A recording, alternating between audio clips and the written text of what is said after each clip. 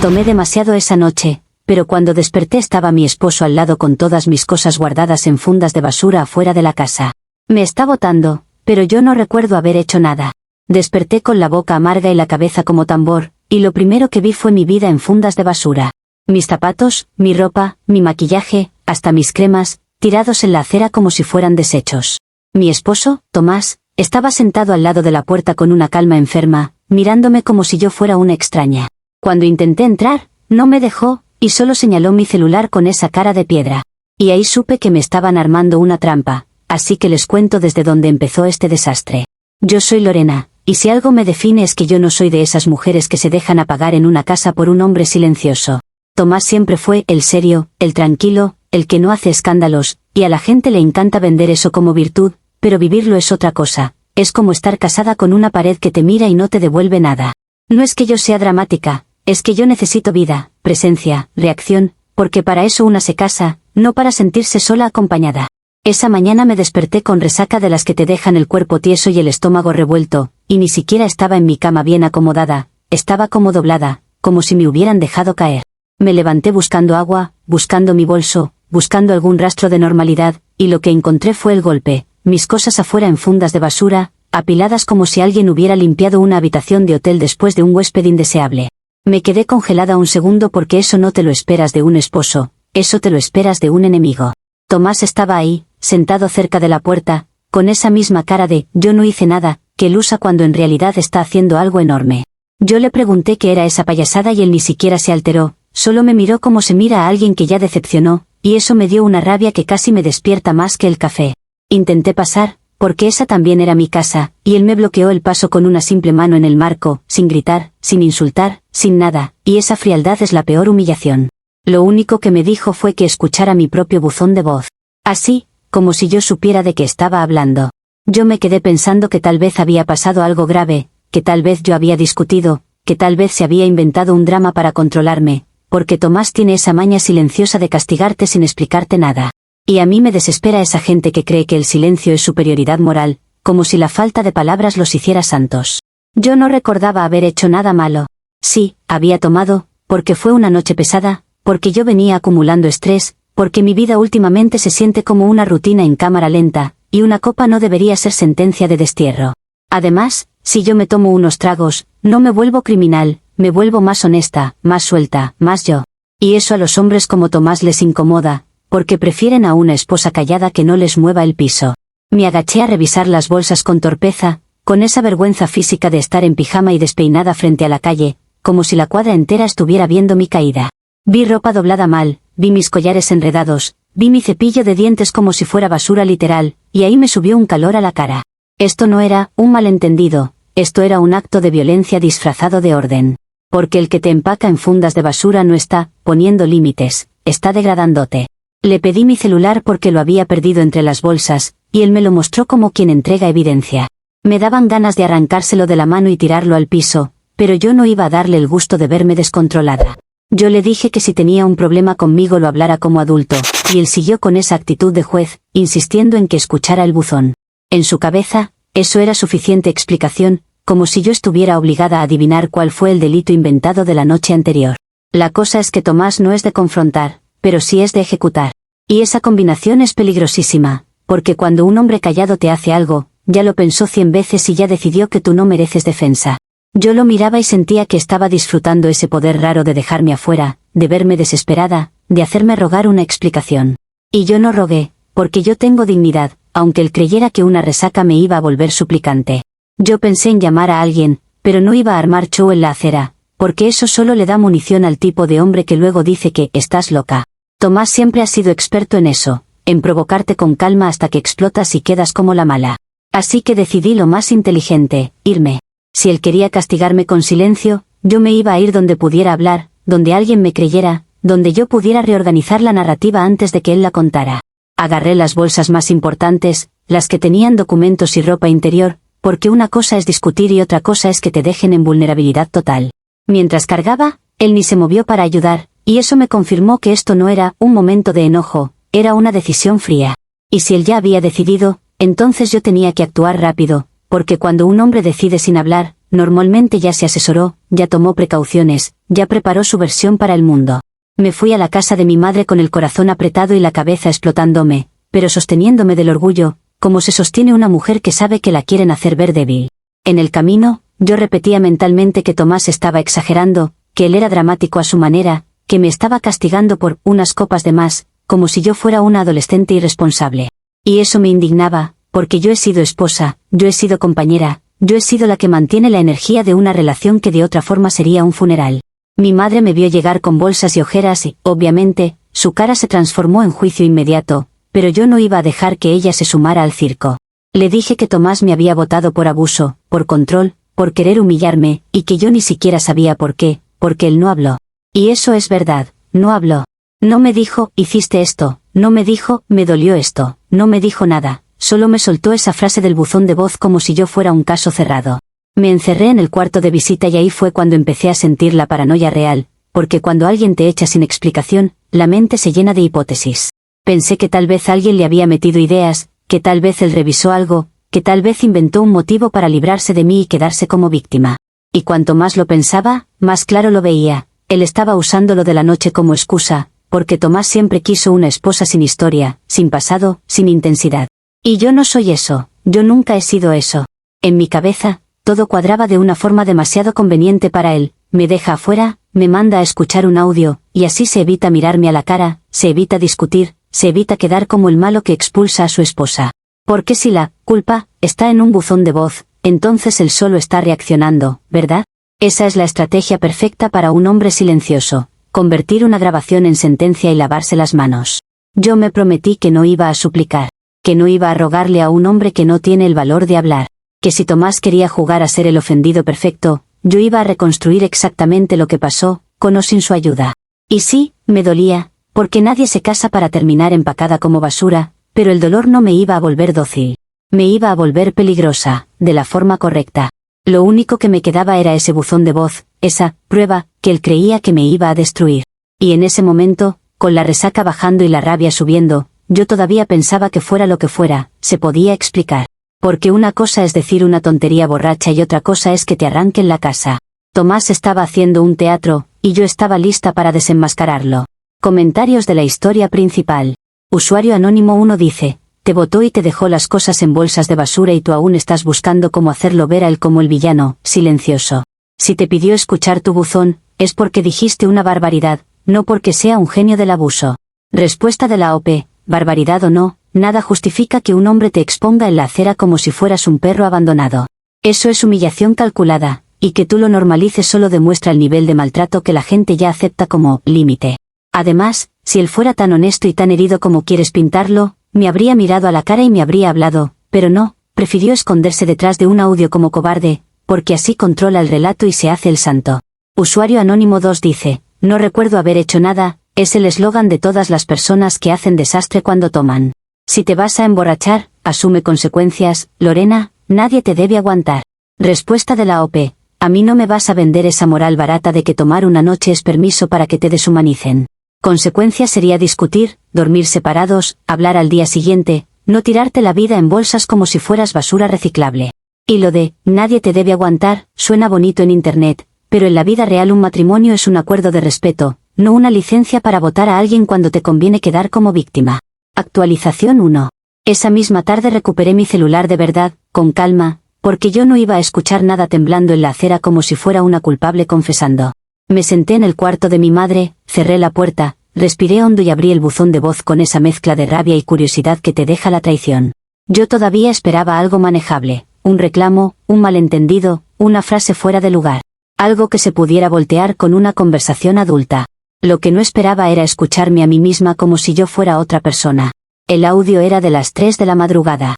Y en cuanto empezó, reconocí mi voz arrastrada, esa voz que solo sale cuando el alcohol te suelta la lengua y te hace sentir valiente. Yo estaba llamando a Marcos, mi ex, el que siempre fue intensidad, el que siempre fue chispa, el que siempre me hacía sentir deseada. Yo ni siquiera recordaba haber pensado en él esa noche, por eso me dio tanta rabia. Mi mente me traicionó, o el alcohol me empujó, o algo dentro de mí necesitaba desahogarse, pero yo no soy la villana por tener sentimientos enterrados. La parte absurda, la parte cruel del universo, es que no llamé a Marcos. Me equivoqué de contacto. El número era de Tomás. O sea, yo dejé ese mensaje de 5 minutos, a mi propio esposo, que estaba durmiendo en la otra habitación.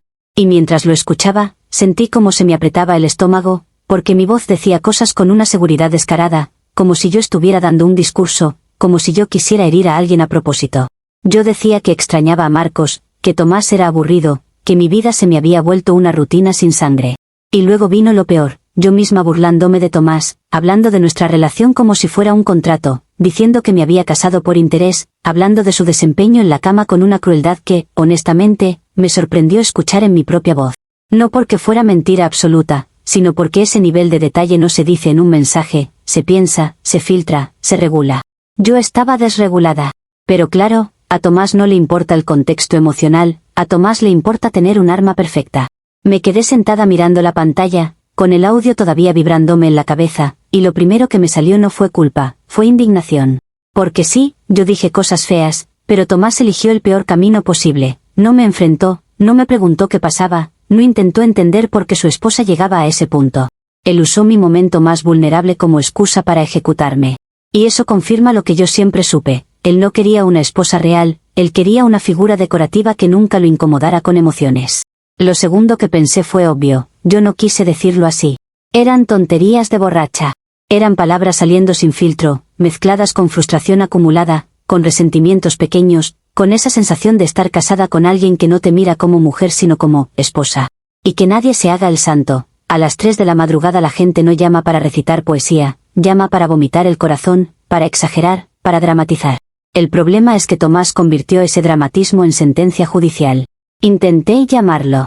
No para rogar, sino para poner las cosas en su lugar. Pero él no contestó. Me dejó en visto, o ni siquiera eso, porque Tomás es experto en ese castigo pasivo donde te deja hablando sola para que te desesperes. Yo le escribí que ese audio no representaba mi realidad, que yo estaba tomada, que él estaba sacando todo de contexto, que no podía botarme como si fuera basura por un mensaje. Y mientras escribía, yo misma sentía que estaba negociando con una pared, porque cuando un hombre ya tomó su postura de mártir silencioso, cualquier explicación se vuelve excusa para él. Lo más humillante fue darme cuenta de que mi vida, mi casa, mi estabilidad, estaban colgando de 5 minutos de audio. 5 minutos. No una infidelidad, no una traición física, no una escena pública, sino un mensaje que ni siquiera iba dirigido a él. Y Tomás, en lugar de actuar como esposo, actuó como juez. Así que sí, ahora entiendo por qué mis cosas estaban afuera, pero entender no significa aceptar su teatro. Esto no es justicia, es venganza fría. Y yo no pienso quedarme callada mientras él se hace el santo con mi peor noche como trofeo. Comentarios de la actualización 1. Usuario anónimo 1 dice, no es teatro, Lorena. Lo llamaste, aburrido, dijiste que te casaste por interés y te burlaste de él en la cama durante 5 minutos. Eso no es tontería, eso es desprecio. Te votó porque se respetó. Respuesta de la OP, respeto sería hablarlo, enfrentarme, decirme a la cara que siente, no empacarme como basura y usar una grabación como guillotina. Y sí, dije cosas duras, pero la gente actúa como si yo hubiera inventado todo de la nada, cuando esas palabras salen de una realidad, un matrimonio donde yo me he sentido sola y él se ha sentido cómodo en su silencio. Si él de verdad me hubiera amado, habría querido entender por qué llegué a ese punto, en vez de celebrar que por fin tenía una excusa perfecta para librarse de mí. Usuario anónimo 2 dice, eran tonterías de borracha, es la excusa más patética. El alcohol no inventa, destapa. Dijiste lo que piensas. Y encima intentas culparlo a él por escucharte. Respuesta de la OP, el alcohol destapa emociones, sí, pero no las organiza, no las contextualiza, no las dice con justicia. Lo que salió fue frustración mezclada con rabia, no un manifiesto de mi alma. Y yo no lo culpo por escucharlo, lo culpo por usarlo como arma para humillarme y expulsarme sin conversación, como si él fuera perfecto y yo fuera un error que se saca en fundas. Si te parece normal que un esposo destruya todo sin hablar, entonces no estás defendiendo dignidad, estás defendiendo crueldad con etiqueta bonita. Actualización 2. Una semana después yo ya estaba en modo supervivencia, porque la gente cree que el dolor dura un par de días y luego se te pasa, pero cuando te botan de tu propia casa lo que queda es una ansiedad constante, como una alarma que no se apaga. Tomás no respondía mensajes, no aceptaba llamadas, y yo tenía que vivir en el cuarto de mi madre con mis bolsas arrinconadas como si yo fuera una adolescente castigada. Mi mamá me miraba con esa mezcla de lástima y juicio, y yo sentía que el mundo entero estaba esperando que yo pidiera perdón de rodillas, como si eso devolviera mi vida a su lugar. Yo intenté la ruta racional, la de hablarle como adulta, porque por más que ustedes quieran pintarme como demonio, yo sí sé manejar una crisis si me dan espacio. Le mandé mensajes explicándole que el audio fue un desahogo borracho, que yo no estaba en mis 5 sentidos, que no significaba que yo lo odiara, y que si él tenía orgullo, perfecto, pero que también tenía un matrimonio que respetar.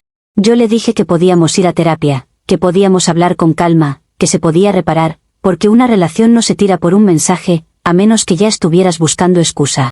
La respuesta de Tomás fue el silencio más cruel, después, una notificación. Me llegó un sobre con papeles de divorcio, fríos, impresos, como si yo fuera un trámite. Ahí decía, diferencias irreconciliables, como si esa frase resumiera años de vida, y venía adjunto el audio, mi voz, como un anexo legal, como prueba. Sentí un golpe en el estómago porque entendí el juego. Él no solo me estaba dejando, me estaba construyendo un expediente para que yo quedara como la mala de manera oficial. Lo que más me indignó fue lo de la pensión y el tono implícito de castigo financiero.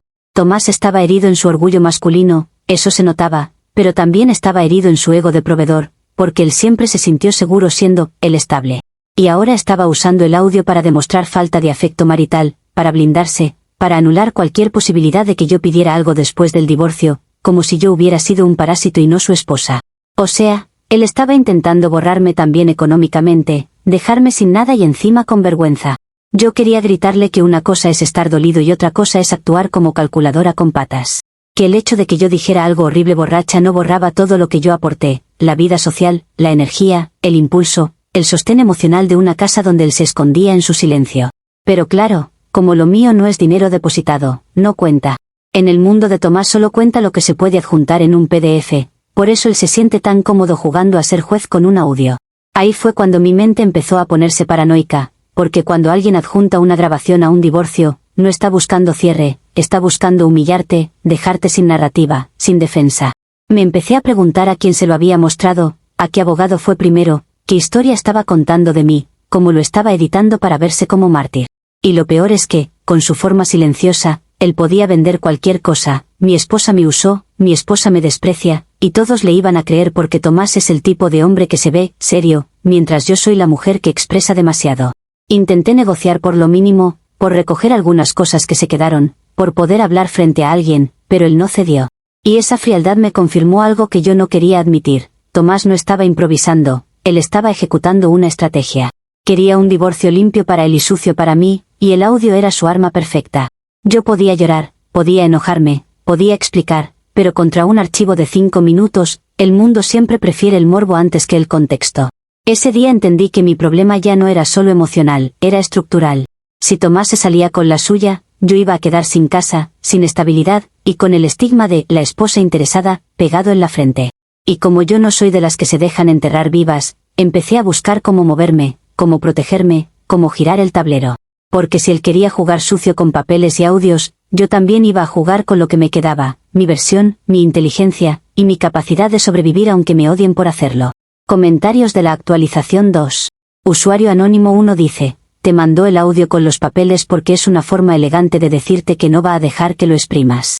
Dijiste que te casaste por interés, pues ahora vive las consecuencias, sin pensión y sin casa. Respuesta de la OP, elegante es una palabra graciosa para describir a un hombre que usa tu peor momento como arma legal para aplastarte. Si de verdad fuera, consecuencia, habría sido una conversación humana y un divorcio sin humillación, pero él quiere castigo, quiere dejarme sin recursos para obligarme a sentirme menos. Y lo de exprimir es su narrativa favorita porque así se evita admitir que él también se benefició de mí, de mi presencia, de mi energía, de mi trabajo emocional, cosas que no aparecen en un estado de cuenta. Usuario anónimo 2 dice, paranoica no, Lorena. Lo que pasa es que ahora ves que tus palabras importan. Te reíste de él y lo llamaste aburrido, ¿qué querías? ¿Que te abrazara y te pagara terapia? Respuesta de la OP, yo quería que actuara como esposo, no como notario. Quería que su reacción fuera proporcional, humana, con dolor real, no con frialdad estratégica para dejarme sin nada. Y sí, mis palabras importan, pero también importa el contexto, un matrimonio donde yo estaba frustrada y él estaba cómodo ignorándome. Si él hubiera querido sanar, habría buscado terapia, pero él no buscaba sanar, buscaba ganar y quedar como santo mientras me destruye por dentro y por fuera. Actualización 3.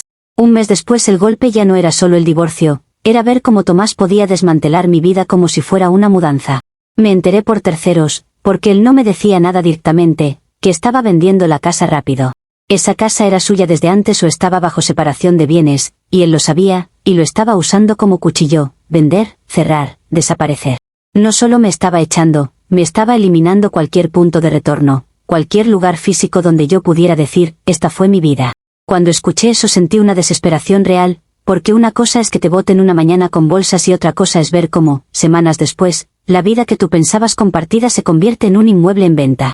Yo me quedé en el cuarto de mi madre viendo anuncios, escuchando rumores de que ya había visitas, de que había ofertas, de que Tomás estaba decidido a cortar todo. Eso me rompía la cabeza porque demostraba que él no estaba actuando por impulso, estaba ejecutando un plan para rehacer su vida sin mí en tiempo récord. Ahí fue cuando la estabilidad económica se volvió una palabra cruel. Yo no tenía acceso a esa casa, no tenía nada que negociar, y con los papeles y el audio él ya tenía el terreno legal a su favor. Mi madre empezó a presionarme con preguntas, con comentarios pasivo-agresivos, con ese «¿y ahora qué vas a hacer?», que suena como «me da vergüenza tu presencia». Y yo, por más orgullosa que sea, tenía que pensar en dónde iba a caer cuando Tomás terminara de borrar el pasado.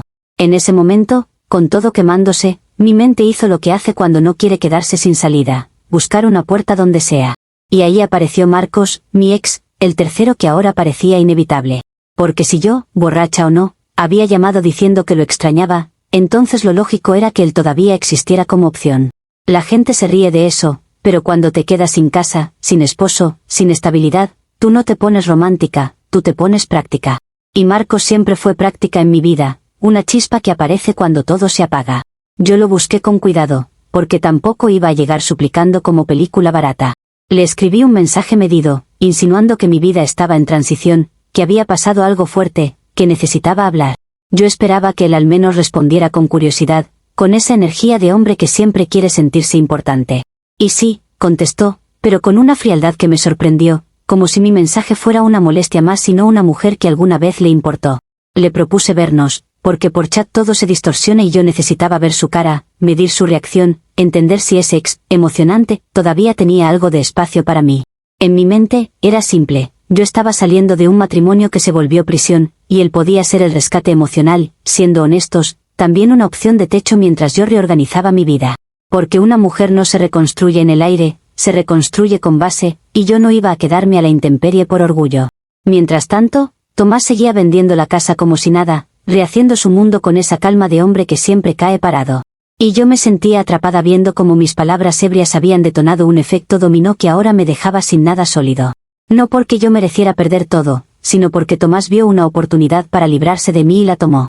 Así que sí, busqué a Marcos, porque cuando el mundo te cierra puertas, tú tocas la que recuerdas que alguna vez se abrió, aunque sea por puro instinto de supervivencia. Comentarios de la actualización 3.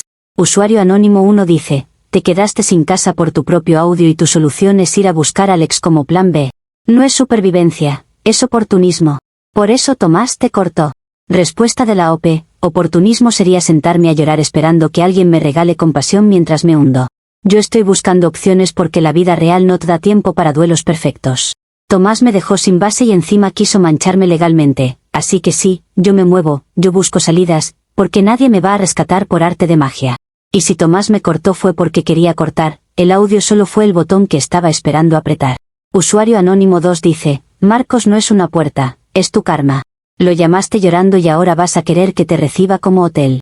Ojalá se ría de ti. Respuesta de la OP: karma, qué palabra tan cómoda para no analizar nada.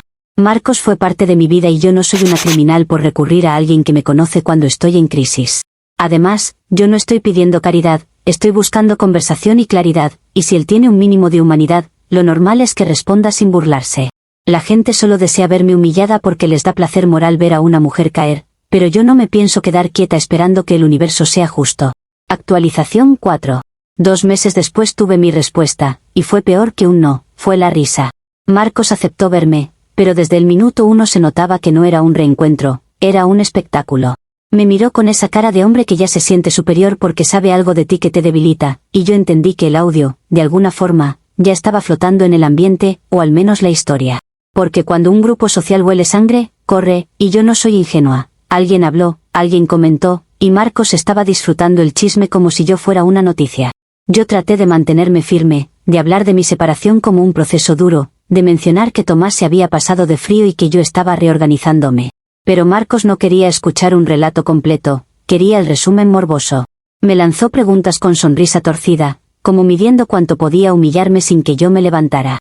Y cuando intenté llevar la conversación a algo más humano, él me cortó con ese tono de, ay, por favor, como si mis emociones fueran una actuación barata. Al final lo soltó, sin cuidado, sin filtro, me dijo que si yo traicioné a mi marido así por teléfono, que no le haría a él. Lo dijo riéndose, como si fuera una frase brillante, como si yo fuera un ejemplo de lo que no se toca. Y ahí me explotó la rabia, porque qué fácil es para un hombre juzgarte desde su comodidad, como si él no hubiera sido parte de mis decisiones, como si él no hubiera desaparecido cuando le convenía y vuelto cuando le daba la gana. Marcos estaba lavándose las manos del pasado y usando mi crisis para sentirse moralmente superior. Yo intenté defenderme, decir que el audio fue una estupidez, que fue una noche, que Tomás estaba exagerando para castigarme, que no se puede medir a una persona por 5 minutos de borrachera. Pero Marcos solo se reía más. Me dijo que Tomás al menos era seguro, y que yo había sido demasiado torpe como para mantener mi propia comodidad. O sea, ni siquiera me estaba rechazando por amor o por respeto, me estaba rechazando porque pensaba que yo era un riesgo y, al mismo tiempo, un chiste. Lo que me dejó helada fue darme cuenta de la soledad real. Yo me quedé sin el marido, aburrido, que pagaba todo, pero también sin el ex, emocionante, que yo misma había idealizado. Y ahí es cuando te das cuenta de lo cruel que es la vida con las mujeres. Si te quedas en lo estable, te juzgan por interesada, si buscas emoción, te juzgan por loca. Y si te equivocas, todos se ríen como si tu caída fuera un deporte. Salí de esa cita con la garganta apretada, sintiendo que el piso se había vuelto más delgado. Porque yo había apostado a que Marco sería un plan B, una mano, una puerta, y lo que encontré fue una pared con carcajada. Y ahí, por primera vez, sentí un miedo real, no el miedo a estar sola, sino el miedo a que mi historia ya no me perteneciera, a que todo se redujera a un audio y una risa, a que yo quedara marcada como la mujer que se destruyó sola, aunque la realidad fuera mucho más compleja. Esa noche entendí que Tomás no solo me dejó, me aisló. Porque cuando te botan con humillación, la gente toma partido, y siempre toman partido por el que se ve tranquilo, no por la que se ve intensa. Marco solo dijo en voz alta lo que otros ya estaban pensando, que yo era un riesgo social, un chisme con patas. Y yo me fui a dormir con la certeza de que mi guerra ya no era por amor ni por casa, era por sobrevivir a la vergüenza pública sin desaparecer. Comentarios de la actualización 4. Usuario anónimo 1 dice, Marcos te dijo la verdad que nadie te quiere decir, eres una traidora y un riesgo. Si ni tu ex te quiere, es porque tu reputación ya está podrida. Respuesta de la OP, qué fácil es tirar etiquetas para sentirte poderoso un segundo. Marcos no me rechazó por, verdad, me rechazó porque es un cobarde que solo sabe reírse cuando una mujer está vulnerable, y porque le conviene quedar como el moralista del cuento. Mi reputación no está podrida, mi reputación está siendo manipulada por un hombre que decidió exponerme con un audio, y por un entorno que ama el morbo más que la comprensión. Si eso te parece justicia, entonces tienes un concepto muy retorcido de lo humano. Usuario anónimo 2 dice, te quedaste sin marido y sin ex porque jugaste con ambos.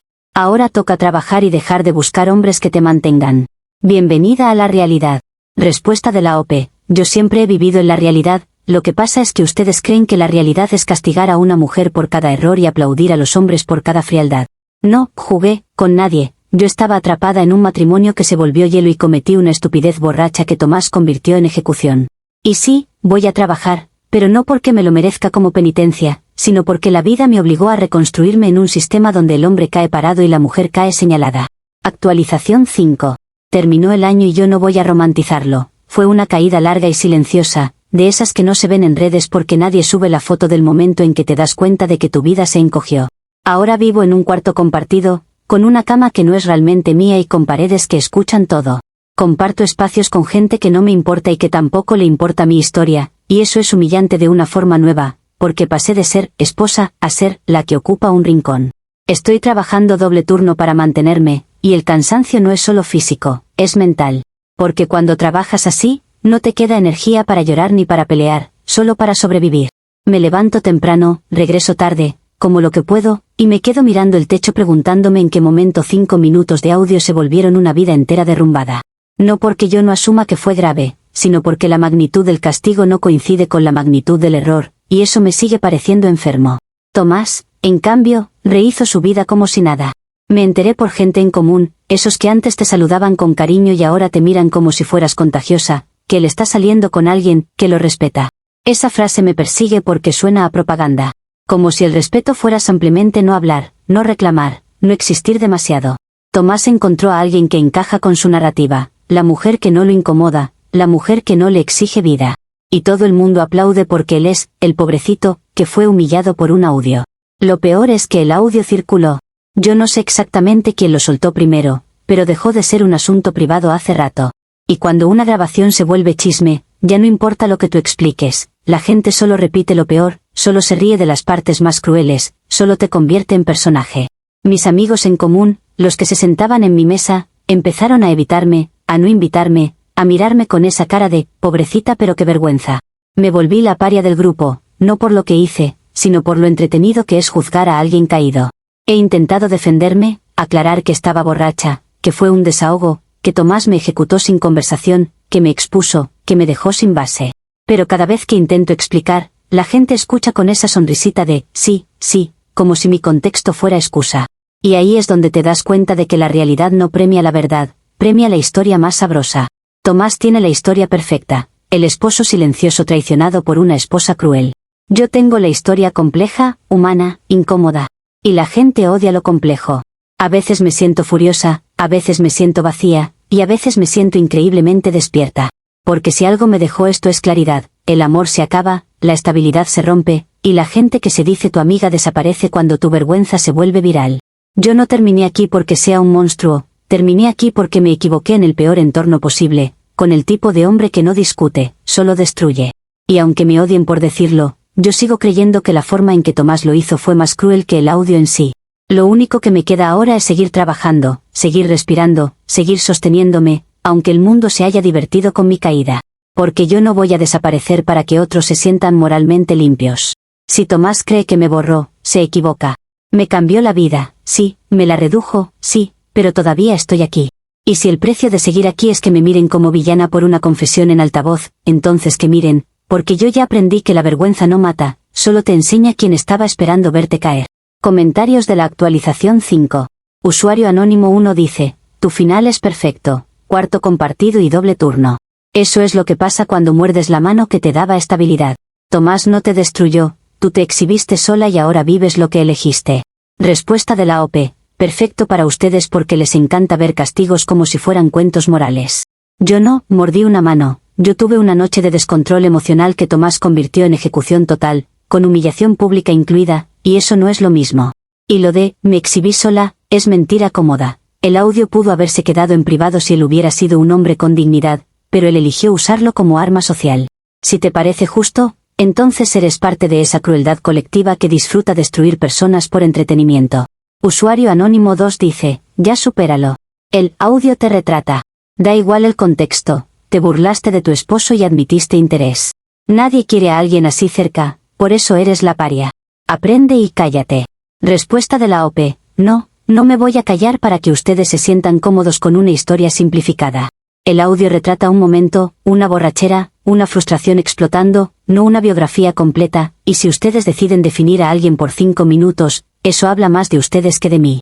Que, nadie quiera a alguien así cerca, es una frase bonita para justificar el linchamiento social, y yo no voy a normalizar que te borren por un error mientras el otro se pinta de santo. Aprenderé, sí, pero no a callarme, sino a no confiar en la falsa decencia de la gente.